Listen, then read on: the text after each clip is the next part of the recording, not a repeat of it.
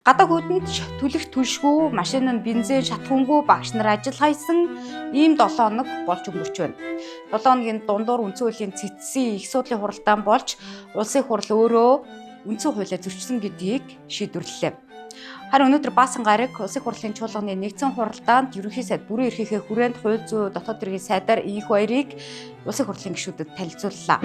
Баттөмрийн энх баярыг Монгол Улсын засгийн газрын гишүүн хууль зүйн дотоод хэргийн сайдаар томилох асуудлыг улсын хурлд үгээр танилцуулж байна. Танилцуулгыг хийх явцад асуулт асуух гишүүдийн тоонд нэрээ бүртгүүлсэн сайн зориг гишүү үзэл бодлоо илэрхийлж, эртнээс өөрийгөө хасуулах хүсэлтэй байгаагаа илэрхийлэн чуулганы танхимыг цэцгийн хуралдааныг орхин гарсан шигэ орхин гарав. Чуулганы хуралдаанаас эртнээс асч өгөхийг танаас мэдгэж байгаамаа. Та бол хуралдаанд оролцох үүрэгтэй тийм учраас эртнээс хуралдаан дарагчид гаргахгүй. Харин түүнтэй хамт улсын хурлын гишүүн Номин Баярбаатар нар хамт гарч ариун заяа гишүүн бухимдлаа илэрхийллээ. Үндсэн хууль зөрчсөн байна гэдэг асуудлыг үндсэн хуулийн цэцэд өгнсөн учраас бид нар одоо яаж чуулганд оролцохооч одоо мэдэхгүй юм сонин нөхцөл байдалд орчоод байгаа байхгүй юу. Тэгээд даргын дэрэгдэх зөвлөлийн гишүүд энийг тодорхой болгохгүй бол бид өнөөдөр гараад явж байгаа хүмүүс үндсэн хууль зөрчин тооцогдоод байна шүү дээ. Үндсэн хууль гэж юу вэ? Хууль дээдлэх зарчим гэж юу вэ? Улсын хурлын гишүүд тангараг өргөхдөө юу гэж хэлдэг вэ? Хууль зөрчсөн бол тэд ямар хариуцлага хүлээх вэ? Та бүхэн улсын хурлын гишүүн болохдоо тангараг өргөдөг шүү дээ. Санаж ийн одоо. Санал байх уу? Уншиж өгч болох уу? Яг одоо чэйжээр гэх юм бол алдаатай хэлчих гэж бодод. За яг бүрэн тангаргаа яг үг утгаар нь санахгүй байна. За одоо тэгэл бүх нийтийн төлөө тэгэл одоо хууль дүрмээрээ л ажиллах хэрэгтэй. Үндсэн хуулинд нийцүүлж чин шударгаар ажилланаа. Хууль зөрчүүл хуулийн хариуцлага хүлээнэ гэсэн ийм агуулгатай тангараг байна. Тангарагаас нэцүүл яах вэ? Хуулийн хариуцлага хүлээнэ. Тангарагаас нэцүүл эргүүлэн татна шүү дээ. Үндсүүл зөрчүүл угаасаа үндсүүл дээр байгаа шүү дээ. Хэрвээ одоо зөрчүүл хариуцлага хүлээнэ. Харин үнтэй зэрэгцээд нэгэнт үндсэн хуулийн цэцгийн их судлын хуралдаанаар улсын хурлын дэд дарга үндсэн хуулиа зөрчсөн гэдэг тогтоол гарсантай холбоотой түүнийг эргүүлэн татах асуудал яригдах уу? Дигийн тухай хуульд зааснаар үндсэн хууль зөрчсөн улсын хурлын гишүүнийг эргүүлэн татах асуудлыг 7 хоногийн дотор хилцэх учиртай гэж хуульчид хэлж байгаа бол нөгөө талаас гишүүд энэ тухайд дараах байр суурийг илэрхийллээ. Үндсэн хууль зөрчөөд хэн нэгэн этгээд улсын хурлын даргын одоо эндэр дээрээс тий үндсэн хууль зөрчиж алах цохоод шинжэнгөө дураараа найрлаад байж болохгүй шүү дээ. Нөгөө л тухайд нь хэлжсэн юм бас зөв үйлдэл гэж.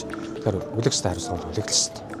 Бид бол хууль дээдлэх зарчмаараа л ажиллах хэрэгтэй. Хуулийн дээр ямар зарчим байна? Тэр зарчмаа даа. Урд бас яг байж байгаагүй прецедент байгаа дээ шүү дээ. Тэгээ хууль хэрэглээгээ яах ёстой. Энийгээ бол тамгын газар дээр зөвлөж энэ дээр яг шийд гарах ёстой баг. Яг тэгвэл иймэрхүү асуудлууд цаашдаач гарч болцсогүй шүү дээ. Мөн чуулганы эндэр дээрээс ерөнхий сайд засгийн газрын бүрэлдэхүүнд байгаа зарим гишүүдтэйгээ хариуцлага тооцно гэдэг үгээ хэллээ. Засгийн газрын бүрэлдэхүүнд байгаа амар сайхны хувьд ерөнхий сайдыг огцруулахад гар үсэг зурж мөн энэхүү агуулгаараа товчлуур дарсан байдаг гишүүдийн тухайд дараах байр суурийг илэрхийлв. Болохгүй шүү дээ. Ер нь бол тэгвэл нэг үсэн өөр ажил өгч хэрэгтэй. кабинетаас өөрсдөө өргөлөөг болох хэрэгтэй шүү дээ. Би жишээлбэл хэврээ дэх байсан бол би сайтхан ажиллаа өгчнө.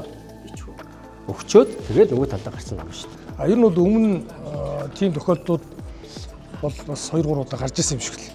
Оюун сайд засгийн газрын огцруулах саналд өөрийн гар үсэг зураад тэгээд тэрний дараа бол одоо хөрөлсөх энэ засгийн газар одоо санал хураалтаар огцрог үлдсэний дараа тий өөрөө өргөдлөө өгсөн гэж одоо ийм мэдээлэл бол одоо хэвлэл мэдээлэлээс авсан шүү дээ. Та бүхэнтэй адилхан.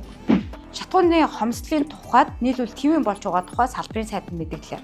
Ердийн үед сарда хоногтой нэг 950-аас 1200 тоног хэрэгэлдэг.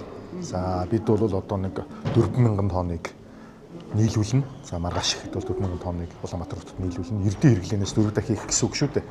Ингээд одоо энэ шокийг одоо даваад гарчаал гэсэн юм л одоо бодолтой байна.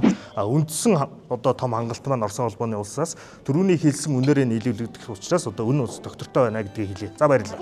Харин цалингийн тухайд боловсролын сайд дараах мэдээллийг өглөө. Нэгдээс ажил хайл зогсохгүй бол одоо яах вэ? Одоо ингээд бид бол хилцэхэд бол бэлэн байгаа даа. Үргэлжил бэлэн байгаа.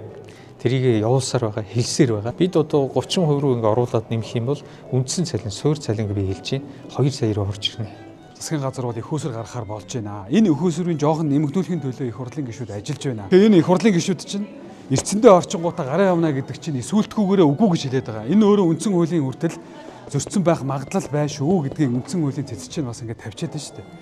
За энэхүү 24 хоногийн өмнө ерөнхий сайд, хууль зүйн дотоод хэргийн сайдаар Баттүмрийн энх хоёрыг томилохоор болсноо мэдэгдсэн нь Улсын хурлын чуулганы нэгдсэн хуралдаан дээр өнөөдөр танилцуулагдаж, ерөнхий сайдын бүрэн эрхийн хүрээнд сайдаар энх хоёр томилогдохоор болж байна.